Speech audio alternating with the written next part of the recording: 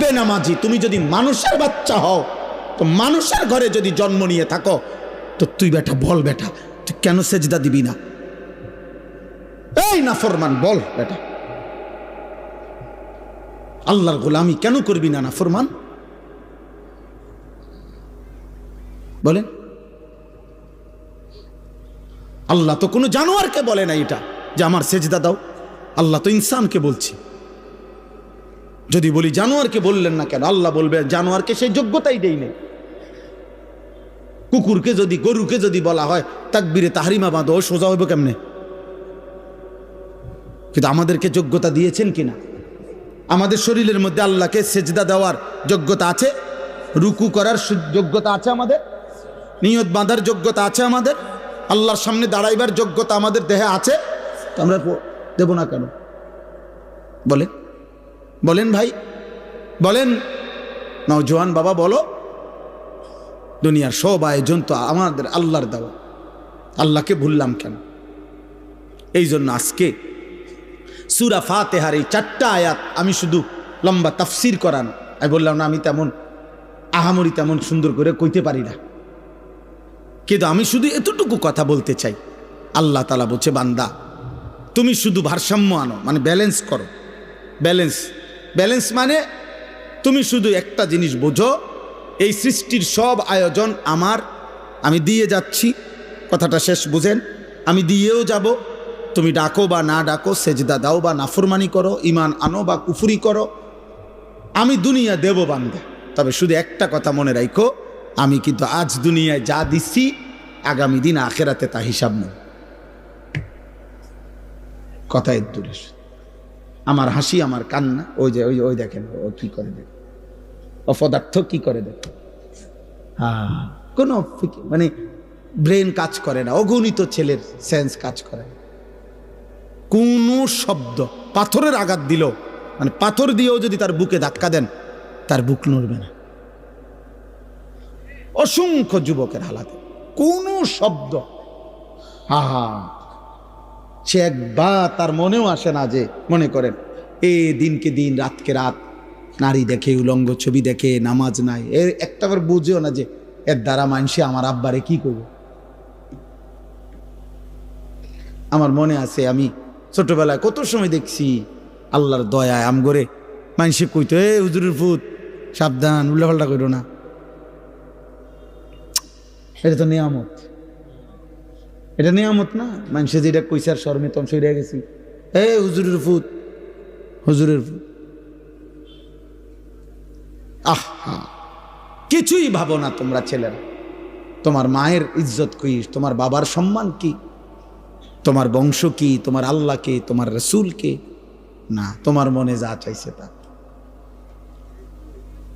তোমার মনে যা চাচ্ছে তাই। মনে রাখতে হবে আব্বা, চাহিদা পূরণ যে জীবন, মানে শুধু চাহিদা পূরণ, এটা ইনসান না, এটা জানোয়ার। এটা আমি কালকে বিস্তারিত, কালকে না জানি পরশু জহির ভাইয়ের মাদ্রাসার মাহফিল এটা বলছি, শাহদিলার বাগ, লম্বা সময় বলছি। এই জন্য আমার অনুরোধ এটা, আল্লাহ তাআলা বলছে ভারসাম্য আনো, এই কথাটাই এখানে। অর্থাৎ আজ আমি দুনিয়ায় রহমত দিচ্ছি, আজ আমি দুনিয়া সব দিচ্ছি, আলহামদুলিল্লাহি রাব্বিল আলামিন। আল্লাহ বলেন সমস্ত প্রশংসা আল্লাহর জন্য। সব প্রশংসা কার জন্য? যদি বলি কেন, আল্লাহ বলবেন নয় কেন? বুঝলেন না? আল্লাহ বলছেন সব প্রশংসা কার জন্য। আমরা যদি আল্লাহকে প্রশ্ন করি যে কেন, আপনার জন্য সব প্রশংসা কেন, তো আল্লাহ আবার পাল্টা বলবে আমার জন্য নয় কেন। তুমি কও আমার জন্য নয়, অন্য কারো জন্য হতে পারে, কেন সেটা কারণ তুমি কও। চারিদিকে তুমি আবার তাকাও, তোমার মাঝে আবার দেখো, চারিদিকের যত আয়োজন সবই তো আমার, তোমার মাঝে যত আয়োজন তাও তো আমার, তো প্রশংসা আমার নয় তো কার? চারিদিকের সব আয়োজন কার? আল্লাহর। আমার মাঝে যত আয়োজন কার? তো প্রশংসা কার? আল্লাহ। আল্লাহ রব্বিল আলামিন। আল্লাহ বলে বান্দা আমি শুধু সৃষ্টি করে ছেড়ে দেই নাই, আমি এমন না যে কোম্পানি মাল প্রোডাক্ট করছে, উৎপাদন করে কোম্পানির মাল ব্যাস হয়ে গেছে, কোম্পানি হলো কুমিল্লা ফ্যাক্টরি, মাল চলতে আছে পঞ্চগড়, মাল চলতে আছে এখন সুনামগঞ্জ। কি করে তারা, কেমনে কি করে কিছু উনি আর কোম্পানি জানে না, মাল বেচা শেষ।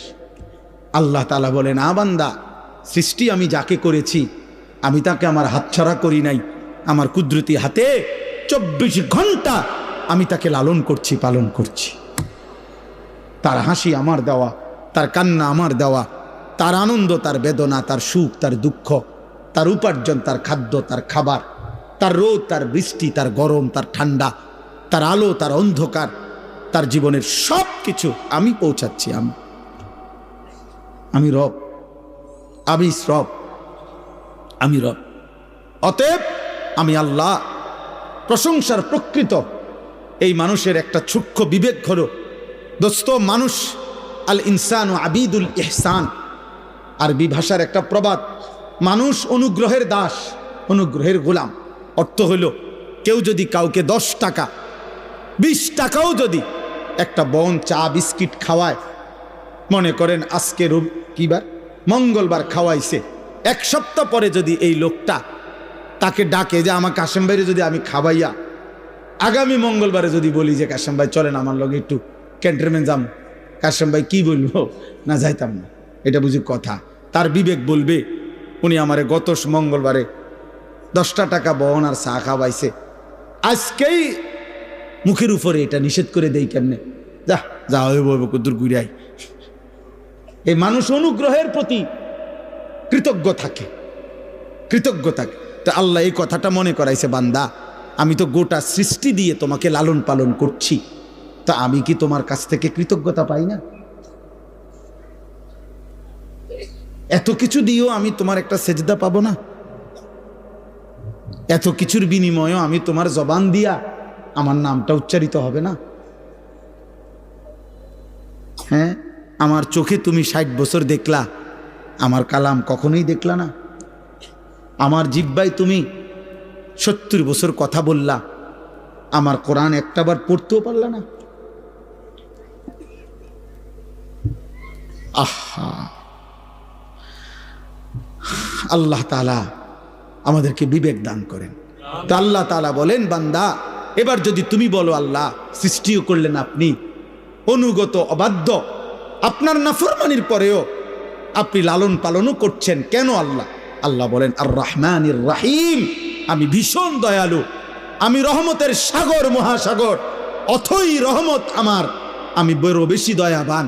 এই জন্য আমি যারে বানাইছি, পরে তো আমি বানাইছি, আমি ফেলে দেব কেমনে, আমি ফেলে দেই কেমনে? এই জন্য আমারে না ডাকলেও আমার রহমতের কারণে আমি তাকে লালন করছি, পালন করছি। সুবহানাল্লাহ, সুবহানাল্লাহ। তো এইবার আল্লাহ বলেন, যদি কোনো বান্দা এবার এই কথা শূন্য মনে করে, যা আল্লাহর হাজার নাফরমানি করলেও তো আল্লাহ আমারে লালন পালন করছে, ছেড়ে দিছে না, ফালাই দিছে না, তাইলে আর টেনশন কি, ফালাইতো না, আমি আমার ফুর্তি করতেই থাকি, আমি আমার নাফরমানি করতেই থাকি, তিনি তো দয়াবান, তিনি কিছুই বলবেন না, তিনি দয়াই সাগর, অতএব আমার আর টেনশন কি? আল্লাহ বলে, টেনশন হইল পরের আয়াত। টেনশন কোনটা? পরের আয়াত, মালিক ইয়াউমিদ্দিন। আল্লাহ বলে, বান্দা ওই যে কথাটা বললাম, আজ আমি রহমতের কারণে সব দিলাম, আমি কিন্তু বিচার দিবসের মালিক, আমি একটা নির্দিষ্ট বিচারের দিন, ফয়সালার দিন, হিসাবের একটা দিন। ইন্না ইয়াউমাল ফাসলি কানা মিকাতা বাল্লাহুম মাওঈদ ওয়ালাকিন ইউআখিরুহুম ইলা আজালিম মুসাম্মা। আমি একটা নির্দিষ্ট বিচারের দিন, ফয়সালার দিন, হিসাবের একটা দিন আমি নির্ধারণ করে রেখেছি। আমি সেদিনকার মালিক, আমি বাদশাহ, আমি রাজা ধীরাজ। অতএব মনে রেখো বান্দা, বাদশাহ যেমন আদর করে, বাদশাহ তেমন শাস্তি দেয়। বাদশার দান যেমন অনেক বড়, বাদশার শাস্তিও অনেক বড়। বাদশাহ কাউকে কিছু দিলে 10 টাকা দেয় না, বাদশাহ শাস্তি দিলেও একটা থাপ্পড় দেয় না। বাদশার দান যেমন বড়, বাদশার শাস্তিও।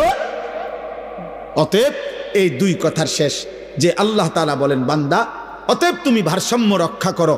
তুমি শুধু এই কথা দিল দিয়া বুঝো, আজ দুনিয়ায় দিয়েছেন সব কে? বলেন বলেন, এই আমার কথা শেষ। আগামীকাল আখেরাতে হিসাব নেবেন সব কে?